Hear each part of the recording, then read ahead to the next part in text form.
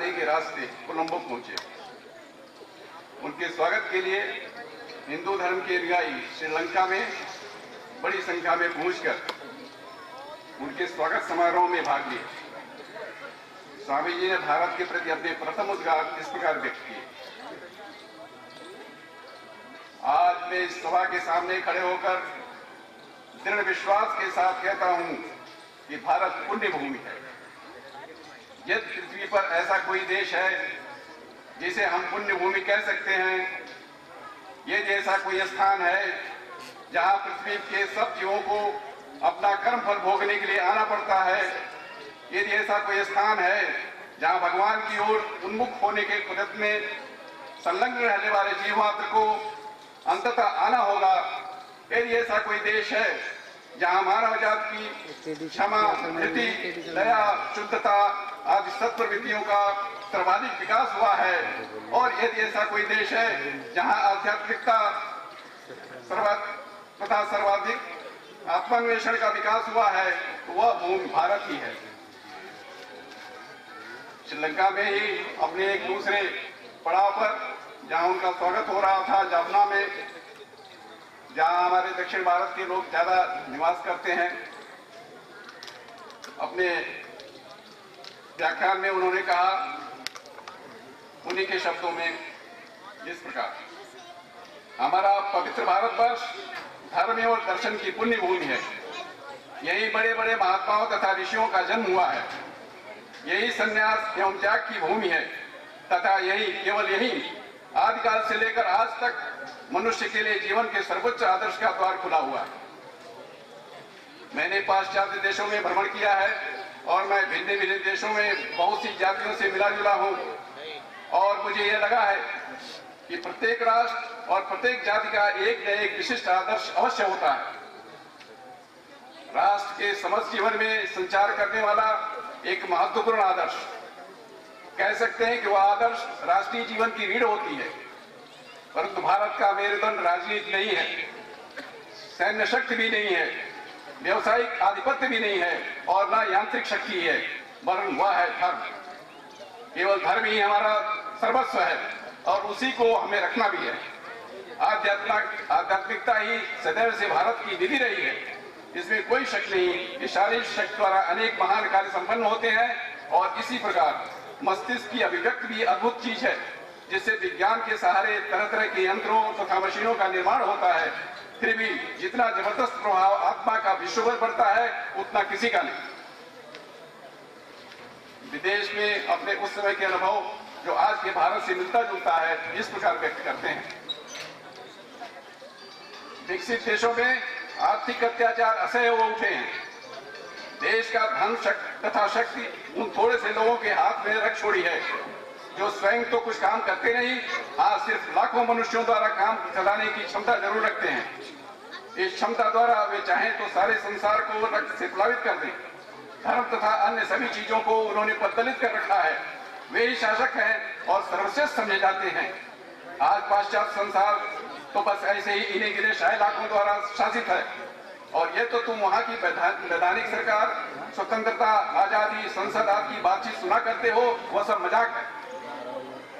पाश्चात्य देश तो असल में इन चालाकों के बोझ तथा अत्याचार से जर्जर हो रहा है, और इधर प्राच्य देश इन पुरोहितों के अत्याचारों से कातर खंडन कर रहा है। होना तो यह चाहिए कि दोनों आपस में एक दूसरे को संयमित रखें। यह भी मत सोचो कि इनमें से केवल एक ही संसार को लाभ देगा। उस निष्पक्ष प्रभु ने विश्व के प्रत्येक कण को समान बनाया है। अति उधम असुर प्रकृति मनुष्य में भी तुमको कुछ ऐसे गुण मिलेंगे जो एक बड़े महात्मा में भी नहीं पाए जाते। एक छोटे से कीड़े में भी वे खूबियां होंगी जो बड़े आदमी में नहीं है। उदाहरण, एक मामूली कुली को ले लो। तुम सोचते होगे कि उसे जीवन का कोई विशेष सुख नहीं है, तुम्हारे सदृश उसमें बुद्धि भी नहीं है, वह वेदांत आदि विषयों को भी नहीं समझ सकता आदि आदि। परंतु तुम उसके शरीर की ओर देखो, उसका शरीर कष्ट आदि सहने में ऐसा सुकुमार नहीं है जैसा तुम्हारा। यदि उसके शरीर में कहीं गहरा घाव लग जाए तो तुम्हारी अपेक्षा उसे जल्दी आराम हो जाएगा, उसकी चोट जल्दी भर जाएगी। उसका जीवन उसकी इंद्रियों में ही है और वह उन्हीं में मस्त रहता है। उसका जीवन ही सामंजस्य तथा संतुलन का है। चाहे इंद्रिय, मानसिक या आध्यात्मिक सुखों में से कोई क्यों न हो, भगवान ने निष्पक्ष होकर सभी के लिए लेखा जोखा एक ही रखा है। इसलिए हमें यह नहीं समझ लेना चाहिए कि हम ही संसार के उद्धार करता है। ये ठीक है कि हम संसार को बहुत सी बातें सिखा सकते हैं, परंतु साथ ही हमें यह भी जानना चाहिए कि हम संसार से बहुत सी बातें सीख भी सकते हैं। हम संसार को उसी विषय की शिक्षा देने में समर्थ हैं जिसके लिए संसार अपेक्षा कर रहा है। यदि आध्यात्मिकता की स्थापना नहीं होगी तो आगामी 50 वर्षों में पाश्चात्य सभ्यता तहस नहस हो जाएगी और आध्यात्मिकता का विकास वहां हुआ पश्चिम में भारत देश के संतों द्वारा विकास किया गया और इस तरह से उस विनाश को बचाया जा सका जो स्वामी जी के द्वारा बोली गई थी। अपने भारत देश के बारे में, विभिन्न संप्रदायों के बारे में स्वामी जी कहते हैं, अपने देश में बहुत सारे संप्रदाय धर्म के विविध ब्रांचेज होते हैं, लेकिन सबका आधार एक है। इसके बारे में स्वामी जी के विचार इस प्रकार हैं। इतने मतमतांतरों, विभिन्न दार्शनिक दृष्टिकोणों तथा शास्त्रों के होते हुए भी यदि कोई सिद्धांत हमारे सब संप्रदायों का साधारण आधार है तो वह है आत्मा की सर्वशक्तिमत्ता में विश्वास और समस्त संसार का भाव स्रोत परिवर्तित कर सकता है। हिंदू, जैन तथा बौद्धों में वस्तुतः भारत में सर्वत्र यह अटल विश्वास परिव्याप्त है कि आत्मा ही समस्त शक्तियों का आधार है। और तुम यह भली बात जानते हो कि भारत में ऐसी कोई भी दर्शन प्रणाली नहीं है जो इस बात की शिक्षा देती हो कि हमें शक्ति, पवित्रता अथवा पूर्णता कहीं बाहर से प्राप्त होगी, वरन हमें सर्वत्र यही शिक्षा मिलती है कि वे तो हमारे जन्मसिद्ध अधिकार हैं, हमारे लिए उनकी प्राप्ति स्वाभाविक है। अपवित्रता तो केवल एक बाह्य आवरण है जिसके नीचे हमारा वास्तविक स्वरूप ढक गया है, परंतु जो सच्चा तुम हो वह पहले से ही पूर्ण है, शक्तिशाली है। आज संयम के लिए तुम्हें बाह्य सभ्यता की बिल्कुल आवश्यकता नहीं, तुम पहले से ही पूर्ण संयमी हो, अंतर केवल जानने या न जानने में है। इसलिए शास्त्र निर्देश करते हैं कि अविद्या ही सब प्रकार से अनिष्टों का मूल है। आखिर ईश्वर तथा मनुष्य में, साधु तथा असाधु में प्रभेद किस प्रकार होता है? केवल अज्ञान से। बड़े से बड़े मनुष्य तथा तुम्हारे पैर के नीचे रेंगने वाले कीड़े में भेद क्या है? भेद होता है केवल अज्ञान से, क्योंकि उस छोटे से रेंगते हुए कीड़े में भी वही अनंत शक्ति है, वही ज्ञान है, वही शुद्धता है, यहाँ तक कि साक्षात अनंत भगवान विद्वान है। अंतर यही है कि उसमें यह सब अव्यक्त रूप में है, जरूरत है किसी को व्यक्त करने की। भारतवर्ष को यही एक महान सत्य संसार को सिखाना है, क्योंकि यह अन्यत्र कहीं नहीं है, यह आध्यात्मिकता है और यही आत्मज्ञान है। भारतवर्ष में सनातन धर्म वेदों पर आधारित है। वेदों के ज्ञान पक्ष को वेदांत कहते हैं। इसके मानने वाले भारतवासियों से स्वामी जी की अपेक्षाएं क्या है, सुनिए। जब हम वेदांती हैं तो हमें सभी विषयों का निर्णय भीतरी दृष्टि से भावनात्मक संबंधों के आधार पर करना चाहिए। जब हम वेदांती हैं तो यह बात हम निसंदेह समझते हैं कि अगर पहले हम अपने को हानि न पहुंचाएं तो संसार में ऐसी कोई शक्ति नहीं जो हमारा नुकसान कर सके। भारत की पंचमांश जनता मुसलमान हो गई, जिस प्रकार इससे पहले प्राचीन काल में 2/3 मनुष्य बौद्ध बन गए। इस समय पंचमांश जनसमूह मुसलमान है, 10 लाख से भी ज्यादा मनुष्य ईसाई हो गए। यह किसका दोष है? हमारे इतिहासकारों में से एक का चिरस्मरणीय भाषा में आक्षेप है, जब सतत प्रवाहशील झरने में जीवन बह रहा है तो ये अभागे कंगाल भूख प्यास के मारे क्यों मरे? प्रश्न है, जिन्होंने अपना धर्म छोड़ दिया उन लोगों के लिए हमने क्या किया? क्या वे मुसलमान हो गए? इंग्लैंड में मैंने एक सीधी सादी लड़की को के संबंध में सुना था। वो वेश्या बनने के लिए जा रही थी। किसी भी महिला ने उसे ऐसा काम करने से रोका। तब वो लड़की बोली, मेरे लिए सहानुभूति प्राप्त करने का एकमात्र उपाय यही है। अभी मुझे किसी से सहायता नहीं मिल सकती, परंतु मुझे पतित हो जाने दीजिए। गली गली ठोकरें खाने वाली स्त्रियों की हालत में पहुंच जाऊं, तब संभव है विवाहवती महिलाएं मुझे लेकर किसी मकान में रखें और मेरे लिए सब कुछ करें। आज हम अपने धर्म छोड़ देने वालों के लिए रोते हैं, परंतु इसके पहले उनके लिए हमने क्या किया? आओ हम लोग अपनी ही अंतरात्मा से पूछें कि हमने क्या सीखा। क्या हमने सत्य की मशाल हाथ में ली? अगर हाँ तो ज्ञान विस्तार के लिए उसे लेकर कितनी दूर बढ़े, तो समझ में आ जाएगा कि उन पतितों के घर तक ज्ञान लोग विकीर्ण करने के लिए हमारी पहुंच नहीं हुई। यही एक प्रश्न है जो अपनी अंतरात्मा से हमें पूछना चाहिए, क्योंकि हम लोगों ने वैसा नहीं किया, इसलिए यह हमारा ही दोष था, हमारा ही कर्म था। अतः हमें दूसरों को दोष नहीं देना चाहिए, इसे अपने कर्म का दोष मानना चाहिए। जब मैं अमेरिका में था तब कई बार लोगों ने मेरे ऊपर यह अभियोग लगाया कि मैं द्वैतवाद पर विशेष जोर नहीं देता, बल्कि केवल अद्वैत का ही प्रचार किया करता हूँ। द्वैतवाद से प्रेम, भक्ति और उपासना में कैसा अपूर्व आनंद प्राप्त होता है यह मैं जानता हूँ। उसकी अपूर्व महिमा को मैं भली बात समझता हूँ। परंतु भाइयों, हमारे आनंद पुलकित होकर आंखों से प्रेमाश्रु बरसाने का अब समय नहीं है। हमने बहुत आंसू बहाए हैं। अब हमारे कोमल भाव धारण करने का समय नहीं है। कोमलता की साधना करते करते हम लोग रुई के ढेर की तरह कोमल और विद्वाय हो गए हैं। हमारे देश के लिए इस समय आवश्यकता है लोहे की तरह ठोस मांसपेशियों और मजबूत स्नायु वाले शरीरों की। आवश्यकता है इस तरह के दृढ़ इच्छा शक्ति संपन्न होने की कि कोई उसका प्रतिरोध करने में समर्थ न हो। आवश्यकता है ऐसी अदम्य इच्छा शक्ति की जो ब्रह्मांड के सारे राज्यों को भेज सकती हो। यदि यह कार्य करने के लिए अथाह समुद्र के पार में जाना पड़े, सदा सब तरह से मौत का सामना करना पड़े, तो भी हमें यह काम करना ही पड़ेगा। यही हमारे लिए परम आवश्यक है और इसका आरंभ स्थापना दृढ़ीकरण अद्वैतवाद अर्थात सद्भाव भाव के महान आदर्श को समझने तथा उसके साक्षात्कार से ही संभव है।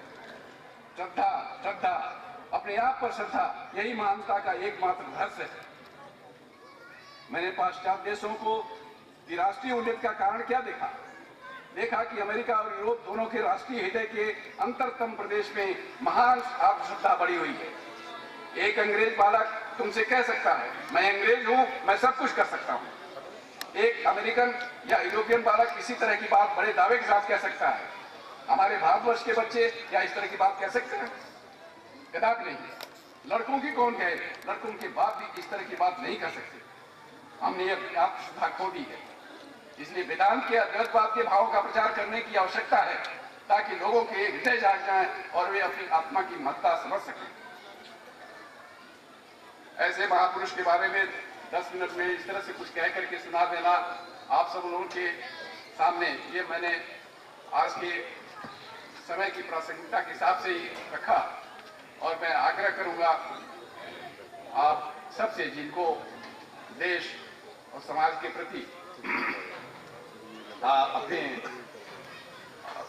कर्तव्य को निभाने की प्रेरणा जगे, वो उनके साहित्य को पढ़ने के लिए हम लोगों ने लाइब्रेरी यहाँ पर स्थापित की है। उससे स्वामी जी की किताबें लेकर के और उनके विचारों को और गहराई से समझें और अपने दायित्व को समझें जो स्वामी जी बोध कराने के लिए पूरे जिंदगी प्रयास करते रहे। बहुत बहुत धन्यवाद।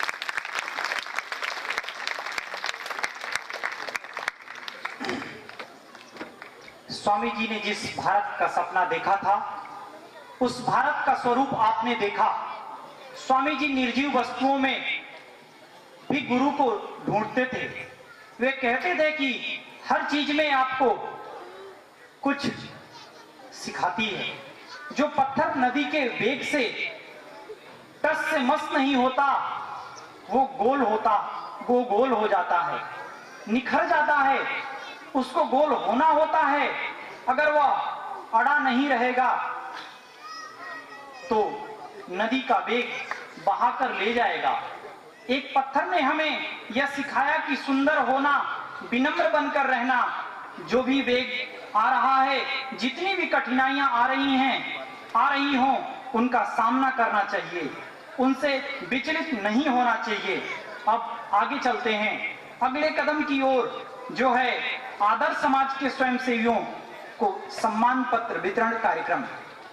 तो आइए आदर्श समाज में समय समय पर इससे जुड़े कार्यकर्ताओं के द्वारा विभिन्न प्रकार का योगदान किया जाता रहा है, जिससे इस आदर्श समाज को बेहतर बनाया जा सके। उसी सराहना हेतु ये सम्मान पत्र वितरण किए जाएंगे। इस सम्मान पत्र वितरण से हम और आगे बेहतर समाज को आदर्श बनाने में इस मेरिनो ग्रुप द्वारा स्थापित श्री हर कस्तूरी मेमोरियल ट्रस्ट के अंतर्गत आदर्श समाज के द्वारा कार्य की सराहना की जाएगी। तो आइए इस सम्मान कार्यक्रम में हम भाग लेते हैं। हम निवेदन करते हैं मेरिनो इंडस्ट्री लिमिटेड के डायरेक्टर साहब को, श्री निपिन दुगर सर को, कि वह मंच पर आएं और हमारे आदर्श समाज के स्वयंसेवियों को सम्मान प्रदान करें, जिससे इनका मनोबल निरंतर बढ़ता जाए और ये इस समाज को आदर्श बनाने में ये निरंतर सहयोग प्रदान करते रहें। तो मैं डायरेक्टर साहब से निवेदन करता हूं वो मंच पे आएं और इन युवाओं को, इसलिए किसी संत ने कहा है, बाधाएं कब कहां बांध सकी हैं, आगे बढ़ने वाले को विपदाएं कब कहां रोक सकी हैं, मरकर जीने वाले को। तो मैं निवेदन करता हूं विनोद वर्मा जी से वो आए और आकर के अपना सम्मान पत्र ग्रहण करें। विनोद वर्मा जी, आप सभी लोग जोरदार तालियों के साथ इनका स्वागत करेंगे। विनोद वर्मा जी का यह योग और हेल्थ प्रोग्राम के प्रति अवेयर होते हैं और समाज को अवेयरनेस फैलाने का कार्य करते हैं। इसी प्रकार से movie motivational education show for student in school, इनको यह प्रमाण पत्र दिया जा रहा है। मैं निवेदन करता हूं श्री राकेश कुमार जी से वह मंच पर आएं और सर से अपना यह सम्मान प्रमाण पत्र लें, जिससे वह आगे और भी बेहतर इस समाज को आदर्श बनाने में सहयोग प्रदान कर सकें। आइए इन प्रमाण पत्र में विभिन्न प्रकार की आदर्श समाज के द्वारा चलाई जा रही गतिविधियों के प्रमाण पत्र दिए जा रहे हैं। Rakesh Kumar ji, yoga and health program and education motivational student